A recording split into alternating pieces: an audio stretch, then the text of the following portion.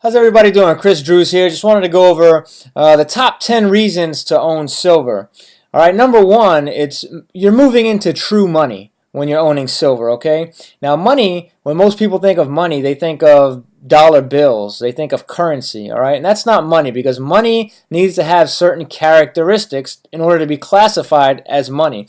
Number one, it needs to be portable, okay, which of course paper currency is, but what paper currency does not have is durability, and true money needs to be durable. All right, gold and silver are virtually indestructible. I mean, you could melt it down, you could throw it in the ocean, and 100 years later it could be recovered and it would maintain its value. It is virtually indestructible, okay? So true money needs to be durable. True money also needs to be divisible into equal units. All right, it needs to be fungible, meaning one unit needs to be interchangeable with another one. So if I pulled a 1-ounce silver coin out of my pocket and you pulled one out of yours, we should be able to interchange them with no problems.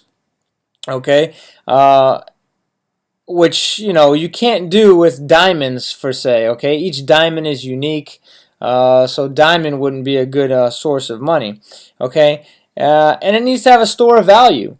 And that is the big one. That's where the rubber meets the road, okay?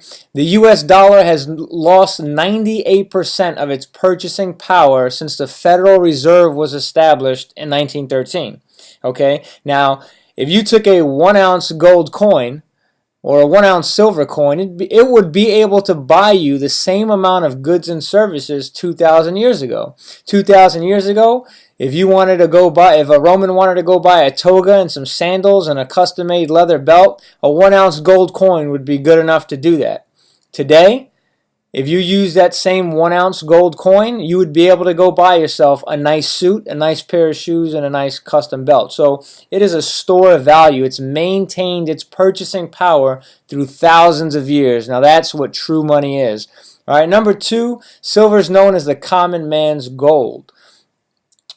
Just because it's relatively cheap and easy to get started into it. You don't need thousands or tens of thousands of dollars or even hundreds of dollars to get started in investing in silver. Okay, you can simply do some with a small amount of money. Okay, so it's referred to as a common man's gold. Number three is the ultimate insurance policy. Nowadays we got insurance on everything. Our iPhones, our iPods. You can't even buy a piece of electronics in a store without somebody trying to haggle you to get insurance on a product, okay? But let me ask you something. Do you have insurance on your portfolio? Do you have insurance on your financial future? If you don't own silver, then you don't.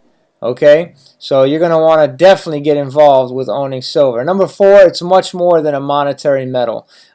Today, silver is used in everything. Anything electronic, silver is used in. Anything from radios to iPhones to laptops to satellites to Band-Aids and water filters. Silver is in everything. So what's going to eventually happen is, as of right now, there's more silver being thrown in the garbage than is actually being mined. So there's going to come a time, where there is just no silver around, no matter how much money anyone has.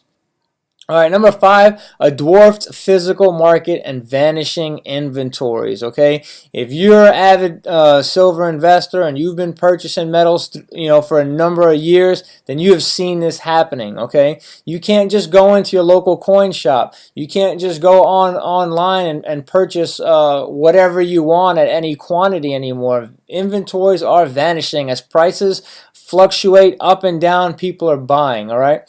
Number six, uncertainties in future supply. I mean, one of the main reasons you want to get involved now is because of the fact that the supply in the future is completely uncertain. You have no idea what the inventory is going to be come a couple years from now. Number seven, emerging world demand. Now, in the 1980s, when silver and gold hit ridiculous highs in a very short period of time, all you had was the U.S. and the U.K. chasing silver and gold. Okay, when the world economy sinks this next time, you have the entire world chasing gold and silver. Before, in the 1980s, you had the U.S. and the U.K. We're talking about China, India, We're talking the entire world chasing silver and gold. Do you have any idea what that's going to do to the prices? All right, so that is definitely another reason why you want to own silver. Okay, again, is the end of manipulation.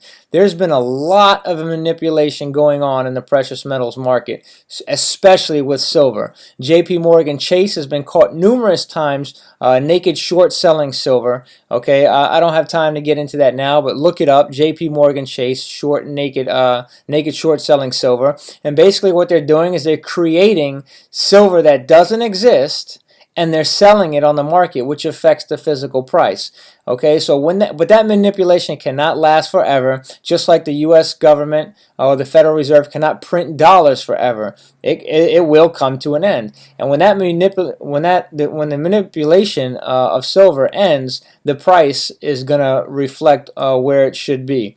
All right, and then the paper funds exposed. All right, another source of manipulation is these ETFs.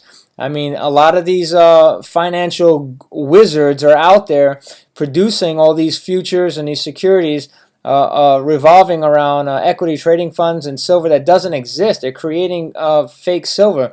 I mean, if you look at the history of the COMEX, where they store a lot of silver, man, they're leasing this stuff out to people. I mean, the manipulation behind silver is ridiculous, and believe me, the music will stop, and the true price will be corrected. Okay, another thing is the gold to silver ratio is the last thing. That's number 10 on our list, is the gold to silver ratio.